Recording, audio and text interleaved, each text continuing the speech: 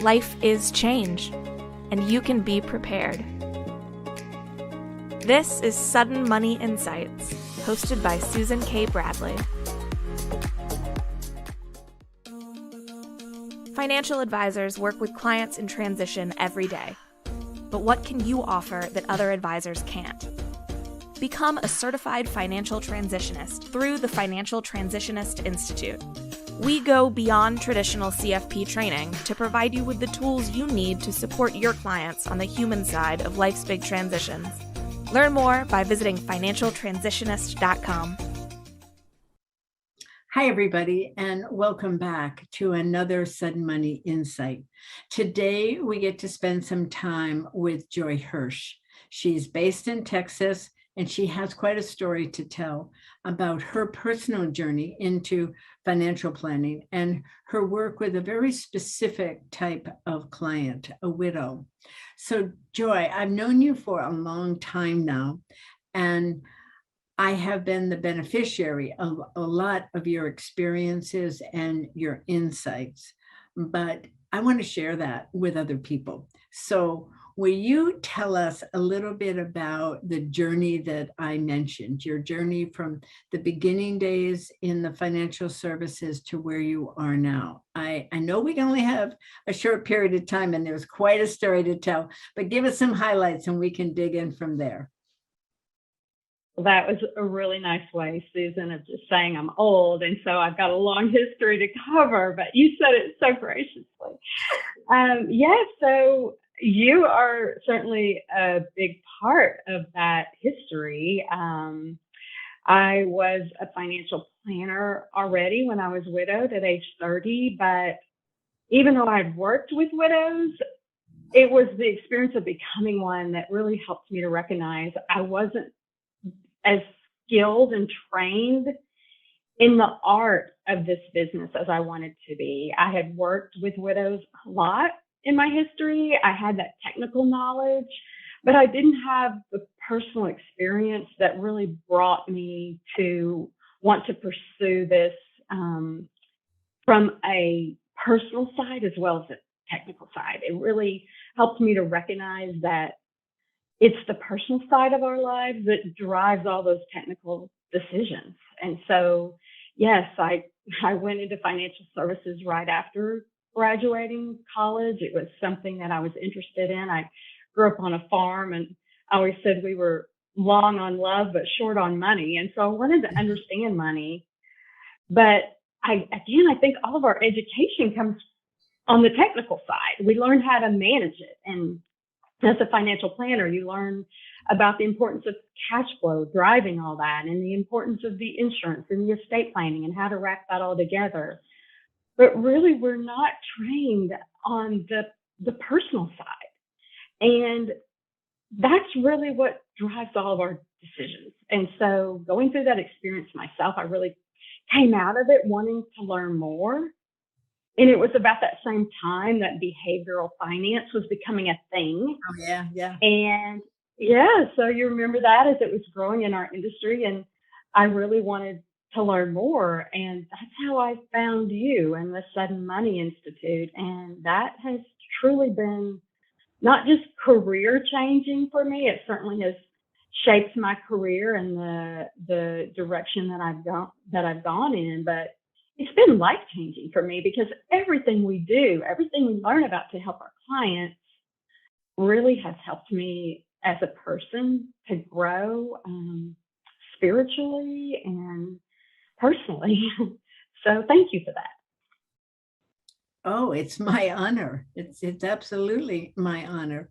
I know that you take to this kind of work naturally. It's in your DNA to care more about the human than the money, even though the money is critical and it's the door that people walk into your life or into your business through. They need help with money. But I suspect that over the time that you've been developing your career, you've gotten a reputation for working with widows.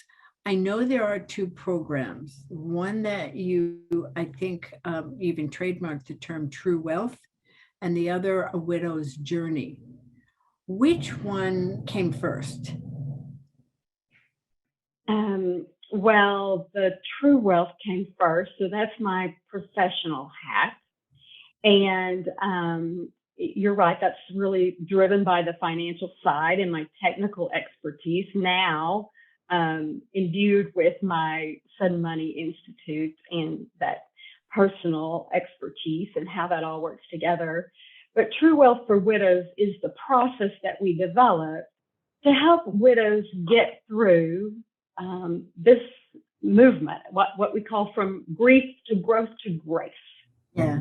But in that process, in working with widows professionally, I discovered that, just like you alluded to earlier, the technical side, the financial piece of that is so important. And I would even attest that when we address our financial side, it helps us move forward personally. You can't really separate out those two. But what I discovered is it wasn't enough that my work with widows on the financial planning side, in and of itself, wasn't enough to move her forward, that she needed peer support. She needed connections with other widows. She needed education beyond what I could do in my time with her in the office. And I went out looking for some sort of program, preferably nonprofit, that could help support her beyond what I was doing for her. And again, primarily driven through my work as a certified financial transitionist, that I recognized how many more pieces of the puzzle there were beyond what I could just do in our time together. And I live in the Dallas area, a very large urban area, and beyond the grief support that we provide in our community, which is great. We have some wonderful grief support programs available. But beyond that, when you come out of that 8 weeks or whatever that was, and you say, okay, I'm not quite healed yet, what's next? There was no what's next in our community. And so, there's an expression of being the change you want to see. And what I recognize is that widows had become beyond my vocation. They had really become my avocation. And so I started the nonprofit, The Widow's Journey, in 2011. And yeah, so we've just passed our 10-year anniversary. Very exciting. And we have been meeting monthly to bring in speakers. We meet during the school year and have an educational topic and then a chance to discuss the ideas. And that's really where the ooey gooey stuff comes from, is once a speaker leaves us and we get to share ideas on how did you do this? What did you do to address this topic? How are you moving through this area of your life? That's where the great stuff really comes out. And those monthly meetings were fantastic, but where those relationships really bloomed and we saw those women really bloom is when we started doing social things outside of our regularly scheduled monthly meetings. So a lot less formal, a lot more opportunities for the ladies to get to know each other. And that's been the catalyst for some tremendous transformation within our group. Okay, I have so many questions. First of all, what's the average age in the group?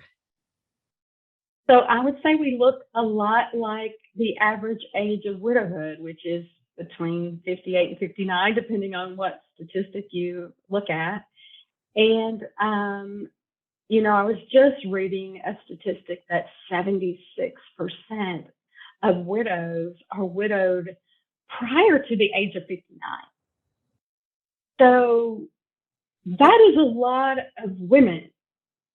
It's surprising, isn't it? I mean, we don't think of widows being that young, and yet they are. And there's so many women out there who really become part of that invisible class of people that widows are, because they're at home being both mother and father to their young children, or they're trying to manage a career that is now providing for their entire family where they had two sources of income before.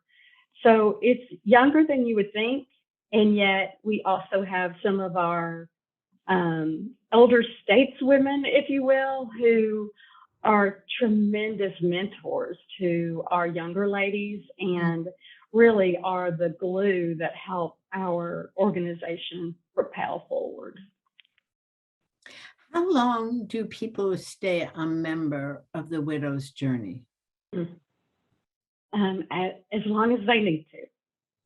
So it's interesting because we always think of our goal being to have our ladies matriculate out, right? We want them to come get what they need and then transition through. And yet they will often come back to our group after they've been gone for a while. We encourage them to come back and do some volunteering. We know how important that is to our healing journey. So we'll see some ladies stay for years, and then some ladies will come for a meeting or two. We won't see them for a while, and then they'll come back. So it totally depends on each person's personal journey. What was coming up for me when I'm listening to you is that isolation is not a good thing for any of us humans. We're social creatures. But when these things happen in our life, like widowhood or divorce, there's a tendency to be kind of numb and isolated, not enough energy to reach out. And if that continues for too long, that usually doesn't lead to the best outcomes. So to give people a place to go that is safe, women tend to feel safe in the company of other women if it's structured well. And it just because it's women with a shared experience of widowhood doesn't make it safe, doesn't make it worthwhile. The fact that you are a financial advisor with really deep technical skills, and they can trust that part, but also they know that you've had their experience. I would think that there may be other advisors out in the country that do this kind of work too. They're a widow and they're a financial planner, and they put the energy and time into creating this, but I just haven't heard of them. As far as I'm concerned, you're one of a kind with this. And so I deeply respect how you dig in to understand the human experience. It isn't just knowing that, oh, widowhood is tough and it takes a year or two, and then, this and this and this. There's so much more to it. There's so much beauty and complexity to it. So when you're working with the people in the women in the widow's journey, are they all your clients as well as being a participant in the group? No, absolutely not. And that was another reason why I wanted to start the nonprofit, is that I felt that there was so much to share and so much to understand as a widow about the journey itself. And I wouldn't ever necessarily touch the lives of those women because they didn't need a financial planner, or maybe felt that they didn't need a financial planner, or this just never crossed my path. And I really wanted to be able to get out the information that I was accumulating and beginning to understand through the Certified Financial Transitionist training. I wanted to get that out to a larger audience. I wanted to move the needle on the statistics of widowhood and how many of those women are affected by poor health outcomes, poor financial outcomes, poor mental and emotional outcomes. I wanted to feel like I was participating in making a difference in the lives of those women, whether they were my clients or not. Now, every single one of my widowed clients is invited and encouraged to attend the widow's journey as well, because there is such a rich experience that can support her. But it is a room full of widows from all backgrounds and socioeconomic histories. And we're coming together just to discuss that one shared experience. The only thing that qualifies you to be in that room is being a member of a club that no one wants to join, which is the Club of Widowhood. Yeah, yeah, yeah. Well, I really applaud the fact that you're trying to move the needle on the widow's experience. And I wanted to bring up to you a piece of current research that's out there that I find a little disturbing, but I would really like to hear your thoughts. And that I think it was NBC who came out with an article on a survey of a fair number, like over 1,000 widows. Basically, they concluded that widows, quote, get over it in about 9 months. And I was shocked and kind of offended. I'm not a widow, but I was offended that they would be so superficial in the way that they were describing the get over it kind of thing. Um, what time frame do you think is common to widows, or is there a common time frame? And it maybe it's not get over it, but I would say be on the other side of Mhm. the real gut Yes. wrenching, debilitating part. Do you have any Yes. sense of that? Well, you may have heard me sigh.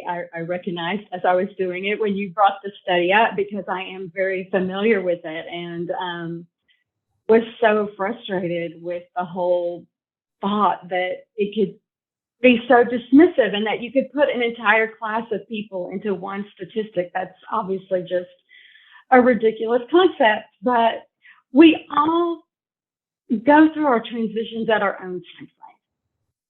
And certainly there are things that we can do, and there are tools that we believe that we have to help women do this more successfully.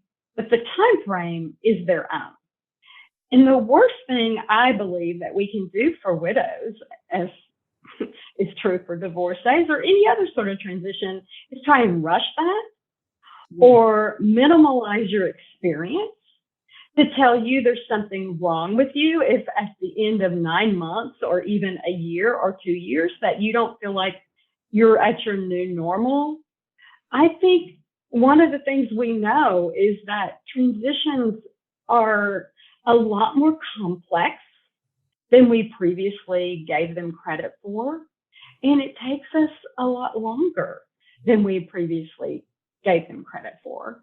So I think 9 months would be extremely quick based on my, I will say, non scientific studies, my limited experience of working with literally thousands of widows. I don't think 9 months is a very realistic time frame. I kind of thought you might say that.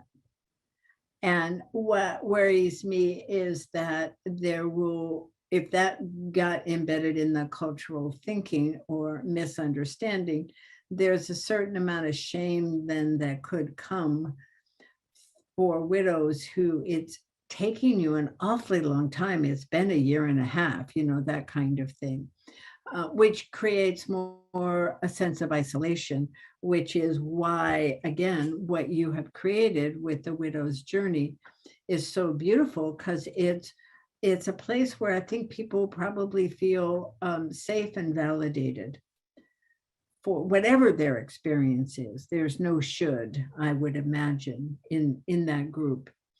But Joy, you've done this great work and you've been doing it piece by piece, day by day, year by year, building this. And now you're building a team of advisors to continue to do the work.